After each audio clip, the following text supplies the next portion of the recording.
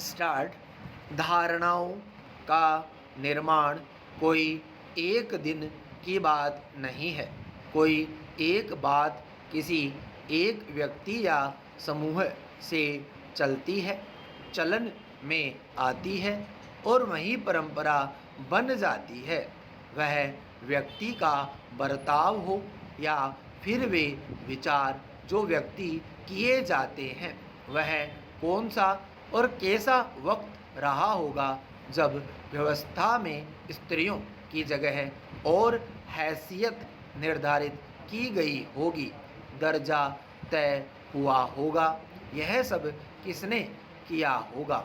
विडंबना यह है कि आज हम इस बात पर विचार कर सकने के पायदान पर तो पहुंच सके हैं, लेकिन कई प्रचलित विचारों और व्यवहारों को अनुचित और अन्यायपूर्ण मानते हुए भी उसके निर्वाह पर कोई ठोस हस्तक्षेप नहीं कर पाते और उन्हीं धारणाओं की धुरी के इर्द गिर्द घूमते रहते हैं। पैरा। हाल में पूरा देश जश्न के माहौल में दिखा तो यह स्वाभाविक है, क्योंकि आज बेटियां अपने हुनर से न केवल अपना नाम रोशन कर रही है, बल्कि देश को भी गौरवान्वित कर रही है। जबकि हम सब यह जानते हैं कि हमारे समाज में लड़कियों पर पैदा होने के बाद से ही कितनी और किस तरह की घोषित अघोषित पाबंदियां लगाई जाती है, लेकिन इन पाबंदियों के खिलाफ अक्सर लड़कियों ने अपनी आवाज़ को बुलंद किया है। यही आवाज़ आज के समय की लड़कियों की आज़ादी का आधार बनी है।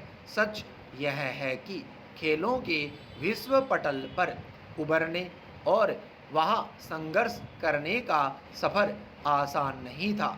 इसका एक सबसे बड़ा कारण खेल का बाजार और उसके माध्यम से व्यापार की दृष्टि है, जहां उन्हीं खेलों पर पैसा और समय अधिक लगाया जाता है जिनसे धन की उगाही हो सके।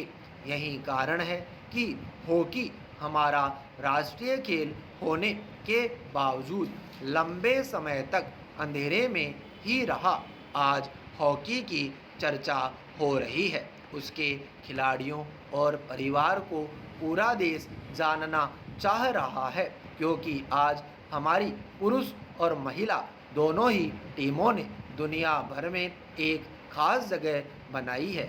हम यह भी कह सकते हैं कि ओलंपिक जैसी अंतर्राष्ट्रीय प्रतियोगिताएं होने पर ही हमारे देश के अन्य खेलों को याद किया जाता है और इसकी समाप्ति के साथ ही बाकी सभी खेल और उसके होनहार खिलाड़ी मीडिया से लेकर सरकारी व्यवस्था तक में बंद फाइल का हिस्सा बना दिए जाते हैं। वहीं क्रिकेट जैसा खेल 12 मास खेला जाता है, वहीं हर स्तर पर सुर्खियों में बना रहता है। क्रिकेट में हमने खिलाड़ियों को भगवान का दर्जा दे दिया और वहीं अन्य खेलों के खिलाड़ियों को खिलाड़ी भी बने रहने नहीं देते। इसी कारण वे कहीं तंगहाली में तो कहीं खुद ही किसी तरह रोजगार की व्यवस्था करते हमारे पदक विजेता खिलाड़ी अक्सर मिल जाएंगे। पैरा। आज ओलंपिक में बेहतर प्रदर्शन करने वाली जिन बेटियों का पूरा देश गर्व कर रहा है, उसी देश की अन्य बेटियां भी अपने भीतर ऐसे ही बहुत सारे सपने छिपाए बैठी है। कुछ उन सपनों के लिए अपनों से लड़ रही है, तो कुछ समाज से, तो कुछ अपने भीतर के डर से, ताकि वे भी खुद को साबित कर सकें कि वे भी देश की बेटी हैं, जिनके अपने सपने और अपना वजूद है। हमारे समाज की विडंबना कहें या व्यवस्था कि जिन लड़कियों पर पूरा देश गर्व कर रहा है, उन्हीं की बहनें अपने छोटे छोटे सपनों और ख्वाहिशों के लिए मार दी जा रही है। कुछ समय पहले एक परिवार ने अपनी ही 17 साल की लड़की की हत्या कर दी। कारण था लड़की का जीन्स पहनना।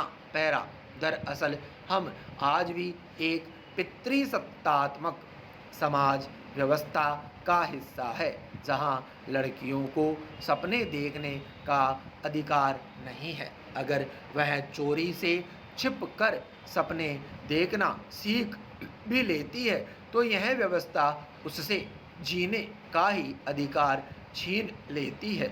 यह हमारा ही समाज है जिसमें एक ओर लड़कियां हॉकी, बैडमिंटन, डिस्कस थ्रो, तीरंदाजी, मुक्केबाजी, निशानेबाजी और अन्य खेल प्रतियोगिताओं में देश का और अपना नाम कर रही है। जमीन से लेकर आसमान तक की ऊंचाइयों को छू रही है। वहीं तमाम लड़कियां अपने वजूद को बचाए रखने की लड़ाई लड़ रही है।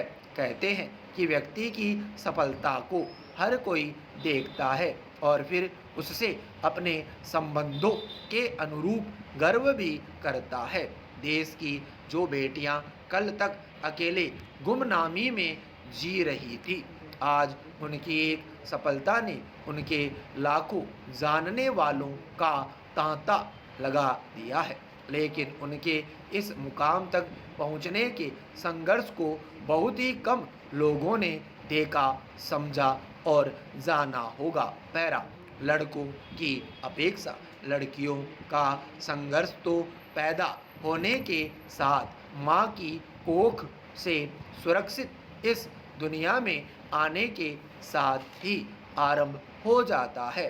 फिर लड़की है कहकर पूरे समाज में उसे लड़की बनाने की प्रक्रिया शुरू हो जाती है। ऐसे में अगर वह लड़की होकर लड़की जैसी नहीं दिखती तो उसका पारिवारिक और सामाजिक स्तर पर अस्वीकार आरंभ हो जाता है। लड़की होना और लड़की जैसी नहीं दिखना दरअसल समाज की उन रूढ़ियों का विरोध है जिनके लिए लड़कियां केवल घर की चार दीवारी है, जबकि ये लड़कियां तो सपनों को जीना चाहती है, अपने सपनों को पंख देना चाहती है, आसमान में उड़ना चाहती है।